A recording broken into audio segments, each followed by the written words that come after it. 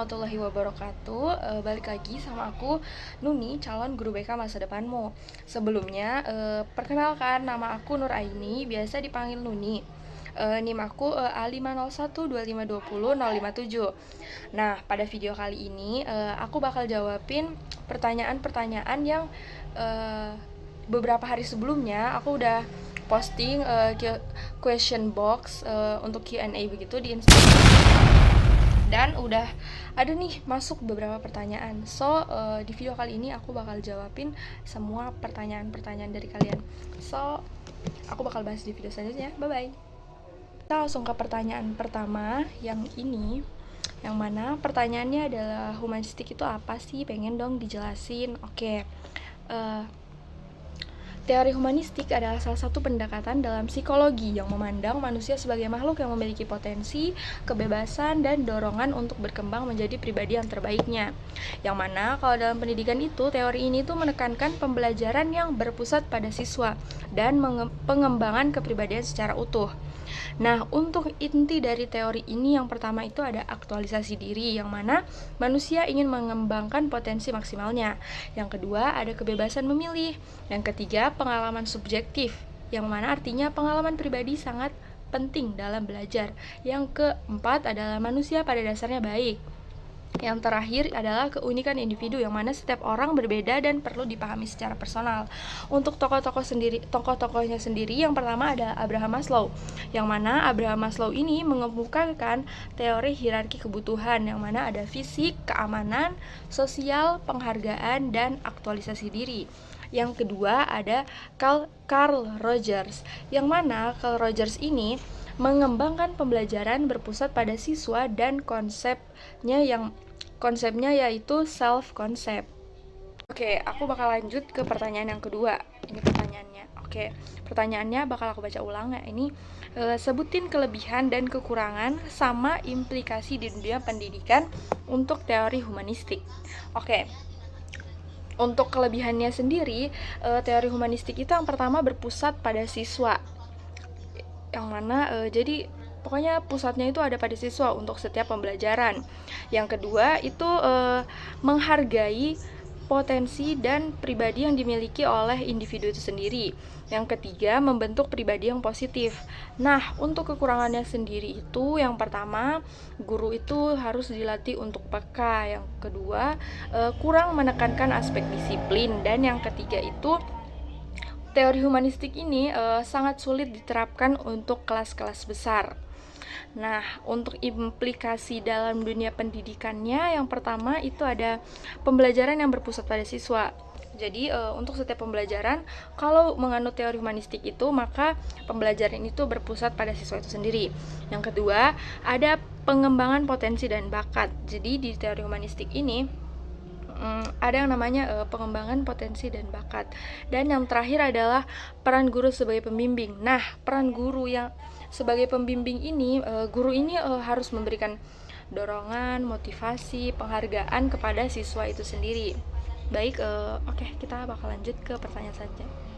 Oke, jadi aku bakal jawabin pertanyaan yang terakhir, atau ya pokoknya pertanyaan yang terakhir. Untuk pertanyaannya itu ini, mau tahu penjelasan lebih lengkap tentang teori konstruktivistik. Oke, jadi aku bakal jawabin pertanyaan yang terakhir ini ya. Oke, teori konstruktivistik adalah teori belajar yang menyatakan bahwa pengetahuan dibangun oleh individu sendiri melalui pengalaman, interaksi, dan proses berpikir, bukan sekedar menerima informasi dari guru. Nah, inti dari teori ini adalah yang pertama, belajar adalah proses aktif, yang mana siswa tidak boleh pasif. Yang kedua, pengetahuan itu sifatnya subjektif, yang mana tiap siswa bisa memahami dengan cara yang berbeda. Yang ketiga, pengalaman sebagai dasar belajar. Yang keempat, peran sosial, yang mana belajar itu dipengaruhi diskusi dan kerjasama. Yang selanjutnya adalah scaffolding, yang mana guru membantu sesuai kebutuhan siswa. Yang selanjutnya ada konstruksi makna, yang mana menafsirkan informasi berdasarkan pengalaman sebelumnya. Nah, untuk tokoh-tokohnya yang pertama ada Jean Piaget yang mana ia mengembangkan teori perkembangan kognitif dan proses asimilasi dan akomodasi. Yang kedua ada Lev Vygotsky yang mana menemukan konsep zona perkembangan proksimal dan pentingnya interaksi sosial. Dan yang terakhir ada Jeremy Brunner yang mengembangkan discovery learning. Oke, aku bakal lanjutin jawaban dari pertanyaan yang terakhir atau pertanyaan sebelumnya. Nah, sebelumnya tuh maaf banget sempat kepotong karena bener-bener penyimpanan aku lagi full. Oke. Yang selanjutnya itu ada kelebihan, kekurangan, serta implikasi dalam dunia pendidikan untuk teori konstruktivistik sendiri. Nah, yang bakal aku jelasin yang pertama itu adalah kelebihan dan kekurangannya. Untuk kelebihannya sendiri, yang pertama, siswa itu bisa lebih aktif dan lebih mandiri. Yang kedua, dalam penerapan teori konstruktivistik ini dapat melatih berpikir kritis dan analitis. Yang ketiga adalah dari penerapan teori konstruktivistik ini bisa mengembangkan kemampuan problem solving. Selanjutnya ada kekurangan dari teori konstruktivistik itu sendiri. Yang pertama, dalam penerapannya teori ini itu membutuhkan waktu yang lebih lama. Yang kedua, guru harus lebih kreatif dan inovatif.